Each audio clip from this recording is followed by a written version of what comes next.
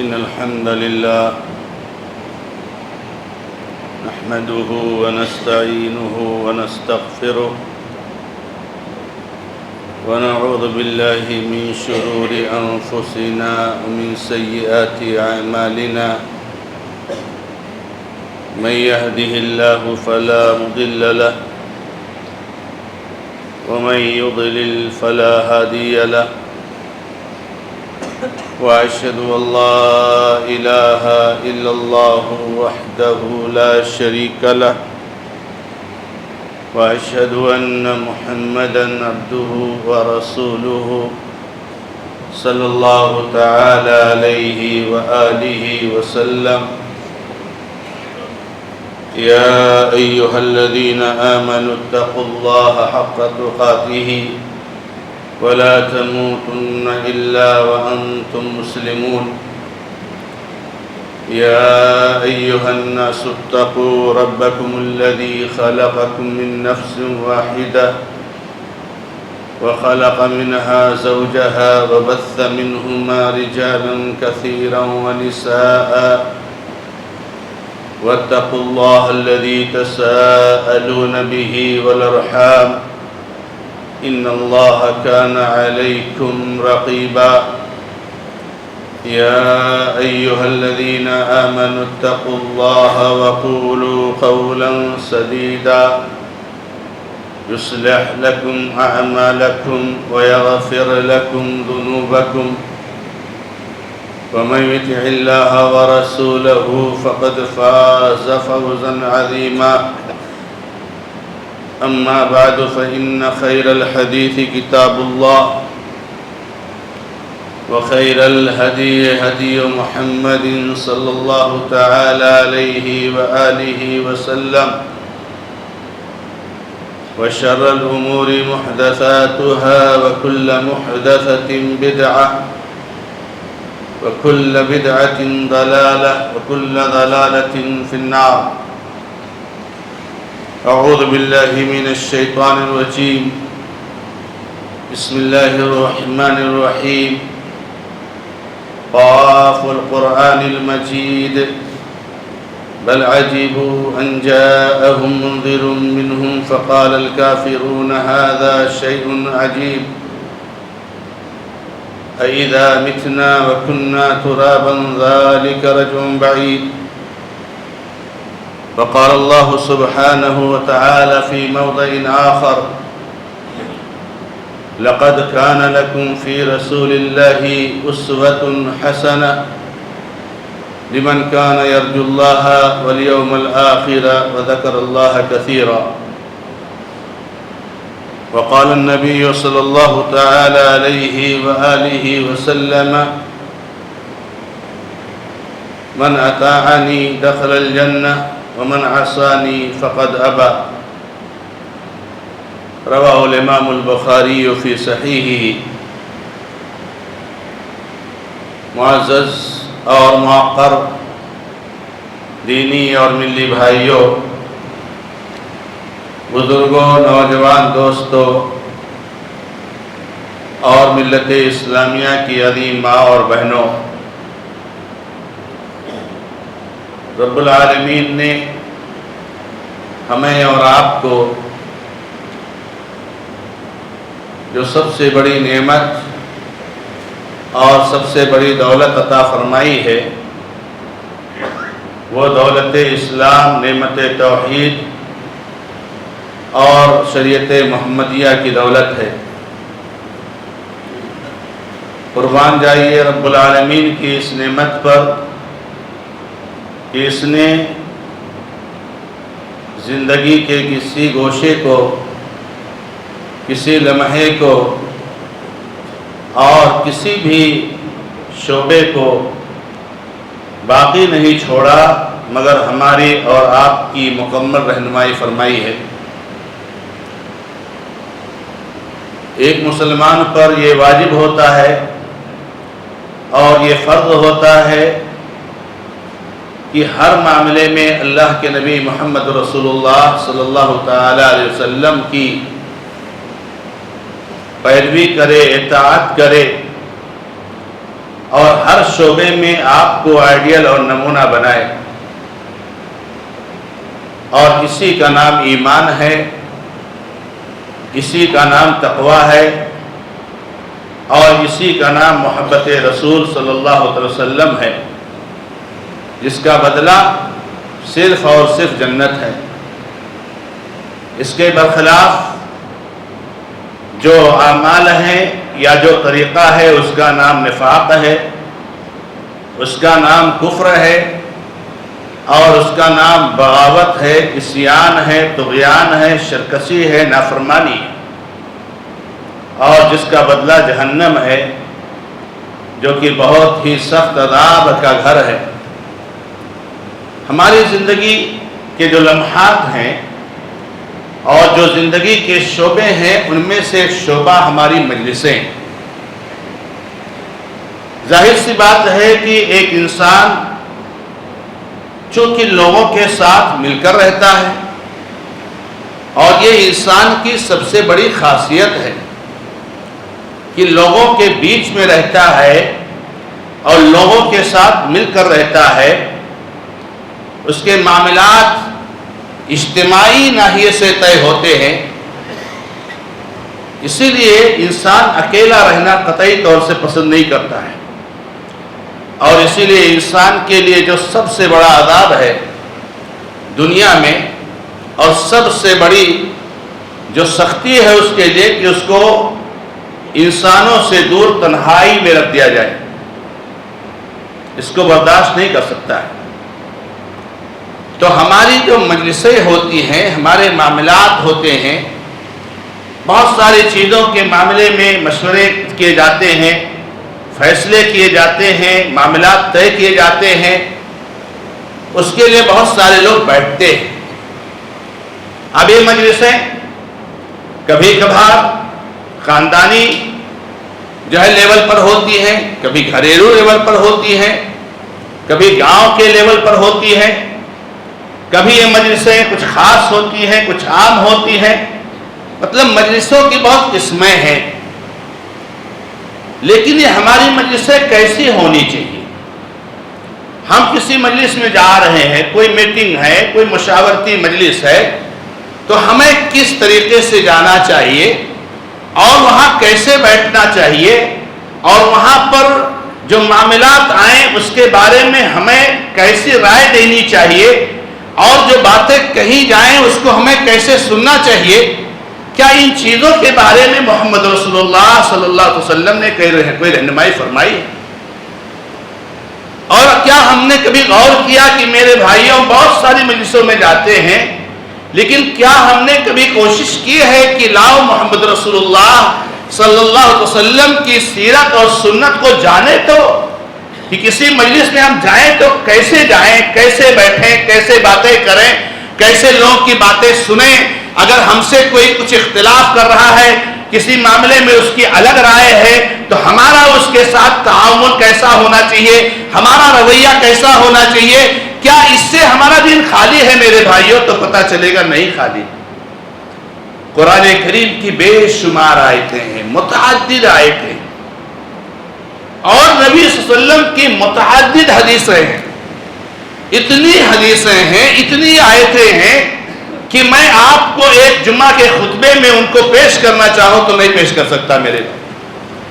میں اتنی کوشش کر رہا تھا کہ کم سے کم آپ کے سامنے کچھ نکات آ جائے، تو واقعی بتاتا ہوں کہ میں اس موضوع کو مکمل نہیں کر سکا، لیکن میں نے 29 نکات لکھے، 29 پوائنٹس لکھے کہ مجلس کے تعلق سے ایک مومن کی ذمہ داری کیا ہوتی ہے۔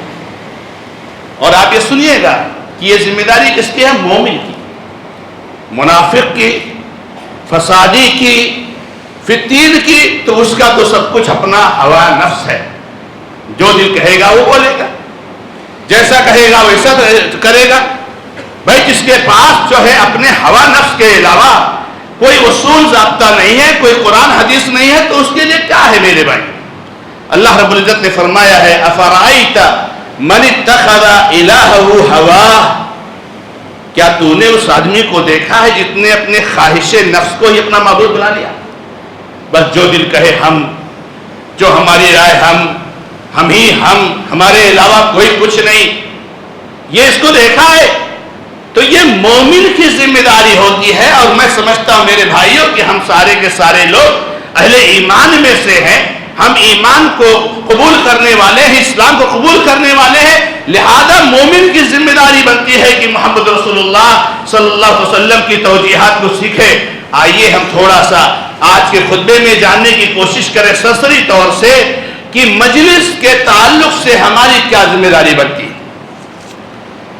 تو مجلس کے تعلق سے ایک ذمہ داری تو ہماری یہ بنتی ہے کہ اگر کوئی مجلس آپ کے لیے نہیں ہے تو آپ اس میں مت جائیے۔ ہر مجلس میں نہیں جاتے، میں نے آپ کو بتایا کہ مجلسوں کی بہت ساری قسمیں ہوتی ہیں۔ اگر آپ اس مجلس کے لیگل طور سے ویلڈ نہیں ہے تو مت جانے کی کوشش کیجیے، آپ ایسی مجلسوں سے دور رہیے۔ اور ہمیشہ یاد رکھیے کہ زبردستی کسی کے اس میں انٹرفیئر کرنا، زبردستی کسی کی مجلس میں شریک ہونے کی کوشش کرنا، یہ ایمان کی علامت نہیں ہے میرے بھائیوں۔ اللہ کے نبی علیہ السلام نے اس تعلق سے جو ہماری توجیہ فرمائی ہے کہ اگر آپ کو کسی مجلس میں، کہیں کسی گھر میں، کسی جگہ، کسی موقع پر جانے کی اجازت ہے تو ٹھیک ہے، اور نہیں تو آپ وہاں قطعی طور سے جانے کی کوشش نہ کیجیے۔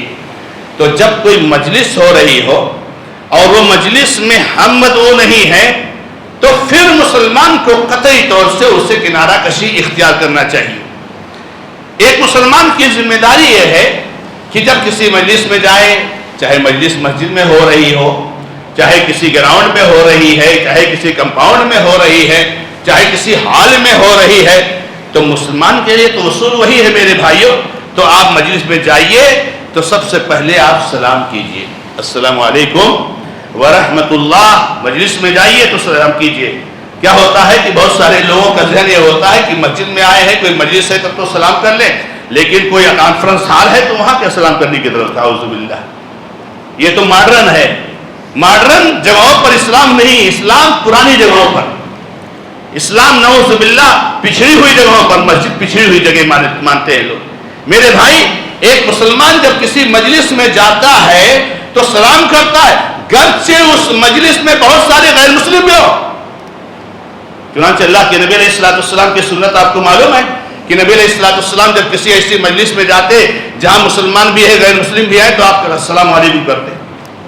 سلام کیجئے میرے بھائیوں، کسی مسجد میں جائیے اور جب آپ جائیں گے اور سلام کریں گے تو سبحان اللہ، سلام سے ہی پہلے سلامتی نازل ہو جائے گی، پہلے ہی اللہ تعالیٰ کی رحمت اور برکت نازل ہو جائے گی۔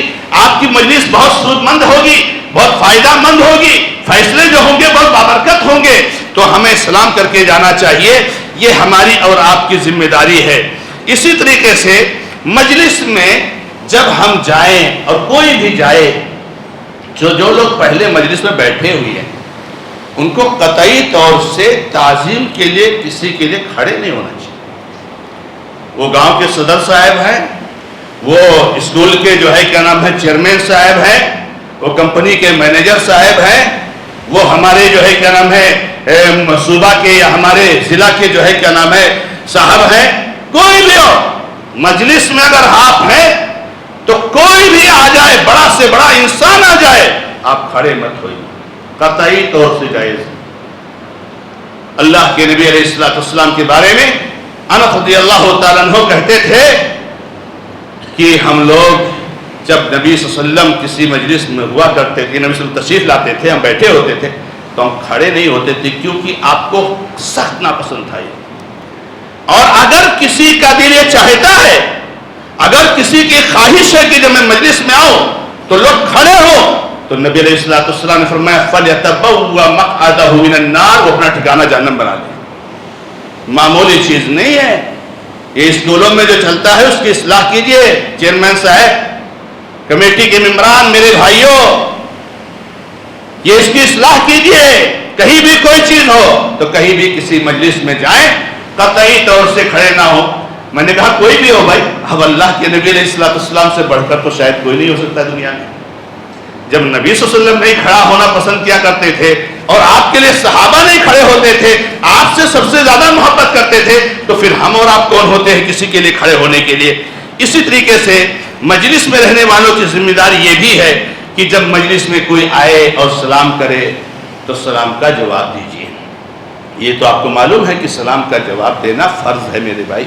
جیسے نماز پڑھنا فرض ہے نا، ایسے سلام کا جواب دینا فرض ہے. سلام کرنا سنت ہے، سلام کرنا سنت ہے، لیکن سلام کا جواب دینا فرض ہے میرے بھائی، فرض ہے. اس کو فرض سمجھیے گا. تو جب کوئی ہمارا مسلمان بھائی آئے، چھوٹا ہے، امیر ہے، غریب ہے، بیمار ہے بیچارہ، کمزور ہے، طاقتور ہے، سلام کیا، وعلیکم السلام ورحمۃ اللہ وبرکاتہ.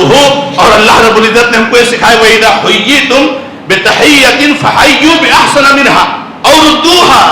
جب کوئی سلام کرے تو اور اچھے انداز میں اس کو سلام کا جواب دو. اس نے کہا السلام علیکم تو آپ کہے السلام علیکم، وعلیکم السلام ورحمۃ اللہ. اس نے کہا السلام علیکم ورحمۃ اللہ تو کہیے وعلیکم السلام ورحمۃ اللہ وبرکاتہ. اس نے کہا السلام علیکم ورحمۃ اللہ وبرکاتہ تو آپ کہیے وعلیکم السلام ورحمۃ اللہ وبرکاتہ. کیا حال ہے بھائی، کیسے ہے، آئیے تشریف لائیے. تو میرے بھائی اچھے انداز میں سلام کا جواب دیجئے. یہ ہماری اور آپ کی ذمہ داری بنتی ہے. مجلس میں جانے والے کی ذمہ داری بھی بنتی ہے کہ مجلس میں جب جائے تو جہاں جگہ ملے وہاں بیٹھ جائے. وہاں لوگوں کی گردنیں پھلانگ کر اور یہاں جائیں، وہ اگلی سیٹ میں جائیں، وہاں جگہ بنائیں، یہ طریقہ نہیں ہے. اللہ کے نبی علیہ السلام کے بارے میں جابر بن سمرہ کہتے ہیں کہ جب ہم نبی علیہ السلام کے پاس آتے تھے، آپ کی مجلس میں آتے تھے، تو ہم میں سے ہر صحابی جہاں جگہ پاتا وہاں بیٹھ گیا. پہلے سے بیٹھے ہوئے لوگ پیچھے بیٹھے، جہاں جگہ خالی بڑے، آپ کتنے بڑے ہو، آپ بہت مالدار ہیں، لیکن آپ جہاں جگہ خالی ہے وہ بیٹھیے. اور آپ کو ایک بات یہ بھی بتا دو کہ مجلس میں جانے کے بعد کسی صاحب کو یہ حق نہیں پہنچتا ہے، کسی مالدار صاحب کو یہ حق نہیں پہنچتا ہے کہ وہ کسی بیچارے چھوٹے کو، جس کو چھوٹا سمجھتے ہیں، حالانکہ کوئی مومن چھوٹا نہیں ہوتا میرے بھائیوں، جس کو مال کے حساب سے چھوٹا سمجھتے ہیں، جس کو صحت کے ساتھ چھوٹا سمجھتے ہیں، اس کو کھڑا نہیں کر سکتے. نہیں آپ ادھر چلے جاؤ، ان کو بیٹھنے دو. نہیں، جہاں جگہ ہے وہاں وہ بیٹھے گا.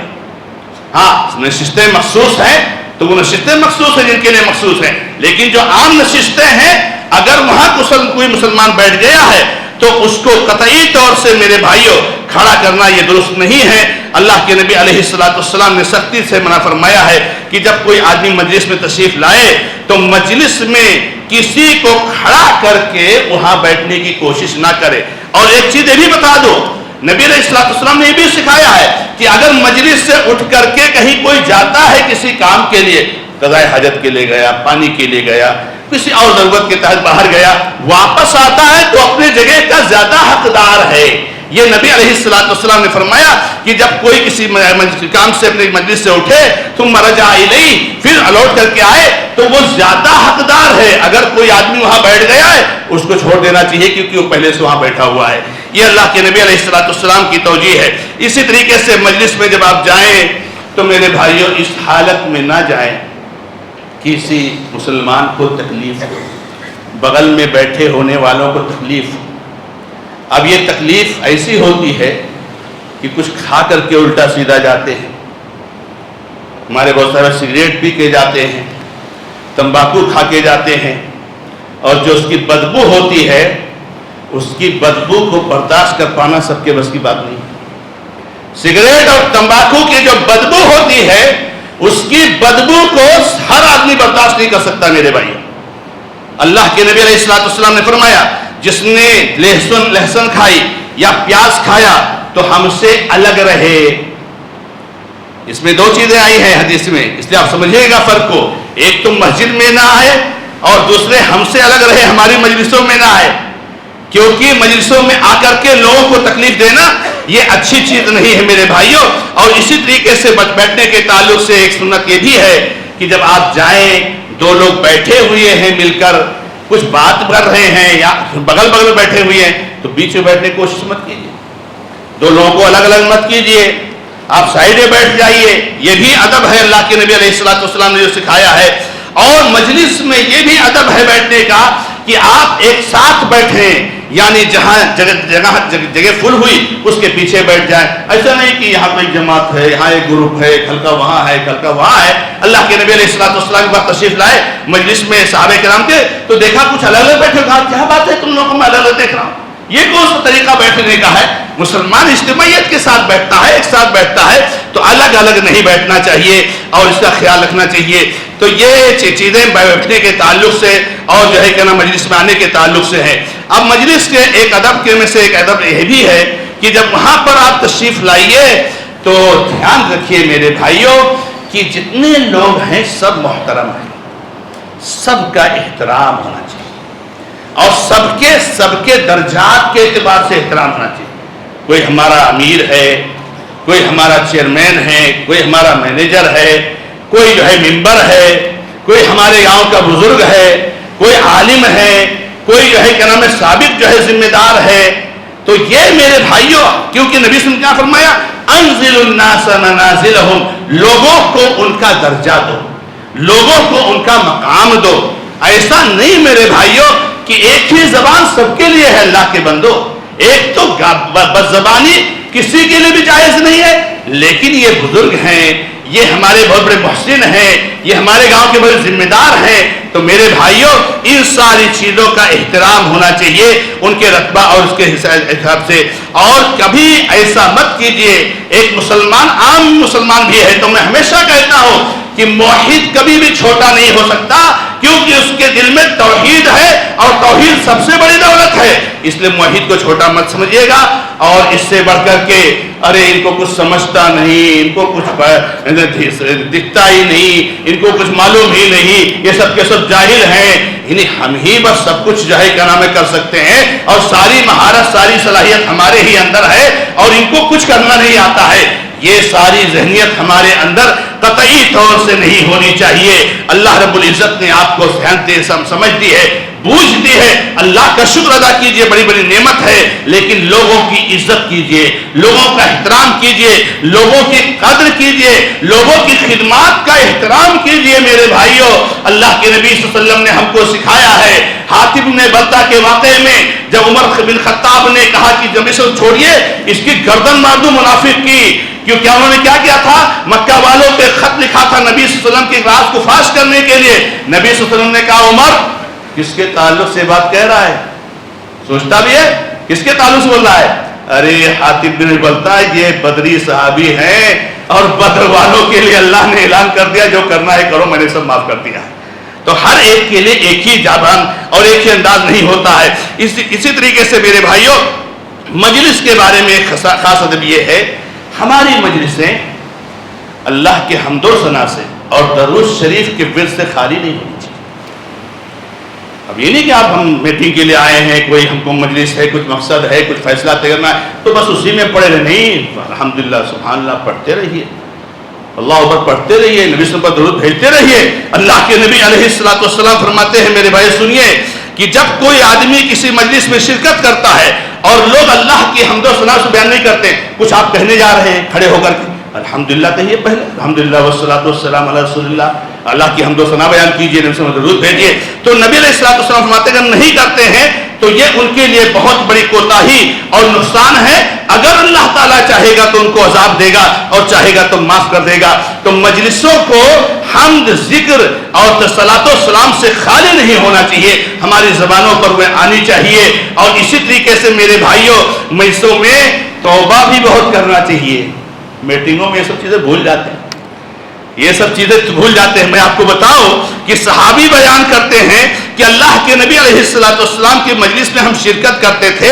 نبی علیہ السلام کے رب اغفر لی وتب علی انک انت التواب الغفور، یہ نبی صلی اللہ علیہ وسلم پڑھتے تھے.